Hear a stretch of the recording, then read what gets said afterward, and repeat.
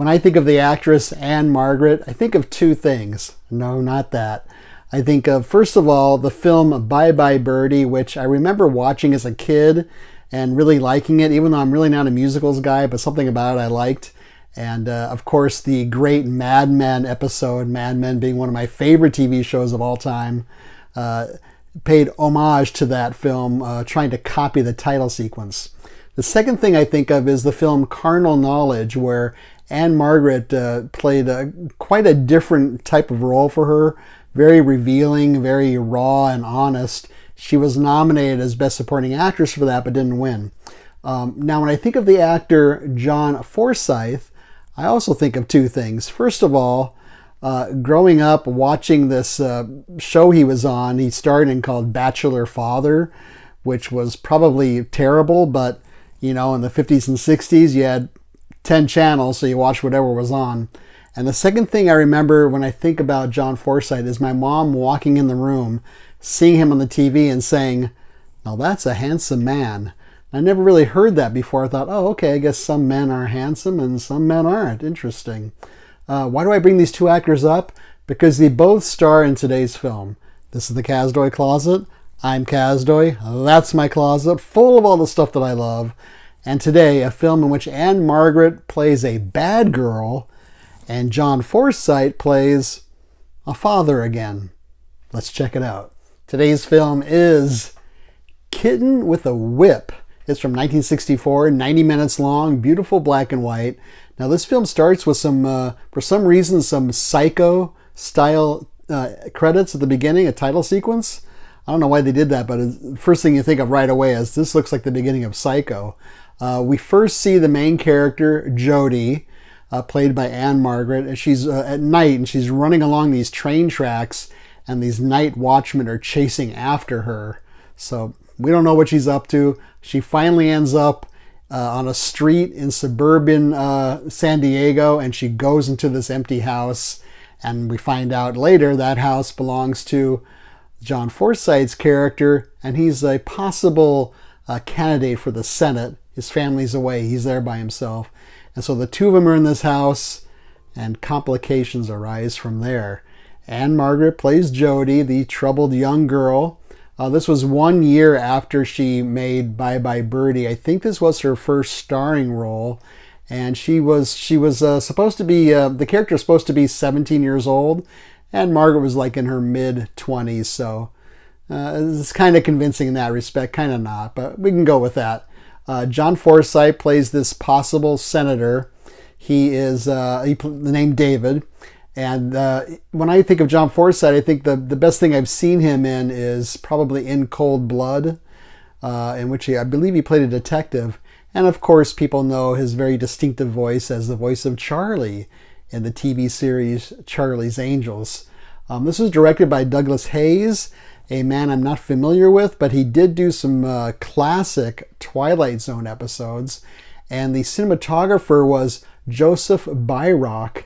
And I had not heard of him before either, but he has some pretty good credits to him. He has over 150 film and TV credits, including Bye Bye Birdie again, and Flight of the Phoenix, which I talked about in a previous episode, and of all things, 13 Ghosts, the William Castle film.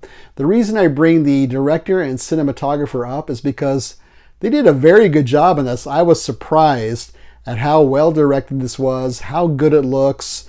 The compositions are very interesting. The cinematography is well done. It even has some noirish influences here and there. So that was pretty surprising, pleasantly surprising. Because, these juvenile delinquent films generally were low budget and pretty trashy looking and poorly acted, and they looked really crappy. But I don't think this is the case with this film. It really has much better production values than those typical quickie juvenile delinquent films. Those films were made because it was sort of cashing in on the zeitgeist, you might say, of the time. It was supposed to shock most audiences, youth crime, and what's happening to our terrible teenagers. Even J. Edgar Hoover said youth crime and juvenile delinquency those are the major threats to American society. So they call these films teen-sploitation, and they did come from pulp novels, which were very exploitative. And Kitten with a Whip was based on one of those pulp novels. But I think the most exploitation-y thing about this film is probably the artwork here, which I don't think she ever wears that in the film. And the title, Kitten with a Whip, sounds like something that John Waters might make. Another thing I expected was for this film to be pretty campy, but I didn't find it campy. Maybe my camp meter is not set too high, but I didn't find it that way. The music is probably the worst element of the film. It ranges from this big brassy big band jazz sound to like the sexy saxophone when Ann-Margret's on the screen. That's probably the worst part of the film. There's not a whole lot of slang in here to date the film, but there are a couple of references made to the young people saying, hey, the bomb could drop on us tomorrow, so let's live it up today, man. So little Cold War references built into the script there. The setting is mostly David's house, where Ann-Margret and John Forsythe's characters are kind of playing almost a cat and mouse thing. In fact, her character is very cat-like, probably why they call it Kitten with a Whip. The way she moves and the way she acts, and she even scratches a couple of guys with her fingernails in a couple of scenes. But her character is very interesting. She's basically bipolar. She turns on a dime from being very flirtatious and sexy and sweet to immediately threatening and conniving and menacing, really. By the end, she's sympathetic, but she's really playing the John Forsythe character for all that he's worth. Now, as far as he goes, he's kind of representing the establishment. Maybe he's representing the audience. That's possible. But what's interesting is his wife and his daughter are away for the weekend, and there are a couple references made to him having marital problems, and he even kind of plays around with his wedding ring a little bit. So I thought that's kind of odd, because that makes you wonder, is he going to give in to this very attractive girl who's being very flirtatious and he's alone with her?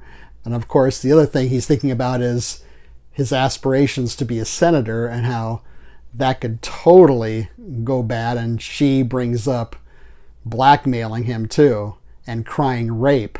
So all these elements are going on between these two characters.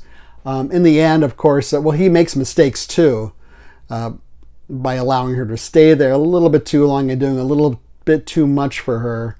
But by the end and throughout, really, he's sympathetic as well. She does invite 3 of her friends over at one part to have a little party at John Forsythe's house.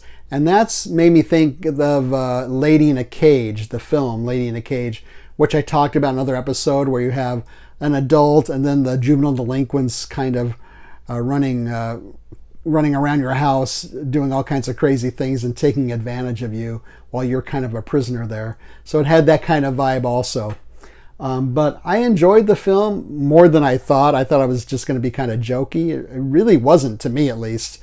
So I'm going to give it 4 houses out of 5. Houses because most of it takes place in John Forsythe's house. So what's on this disc? This is an imprint disc. So again, you have the wonderful sleeve, and you have some optional artwork there. That's pretty cool artwork. And you have very good picture quality. A little grainy here and there, but I think that's okay. Audio quality seems fine. It has a commentary track, which I did not listen to. It has a couple of short documentaries, about 10 or 15 minutes long. One is on Wade Miller, I believe his name is. He wrote the novel Kitten with a Whip that the film is based on, and sort of about pulp novels and things like that. And they show a lot of artwork from pulp novels, which I think is really cool. And then there's another documentary about the bad girls in these juvenile delinquent films, and showing some clips of those and showing some artwork from those. So 2 very nice documentaries. Where can you see Kitten with a Whip?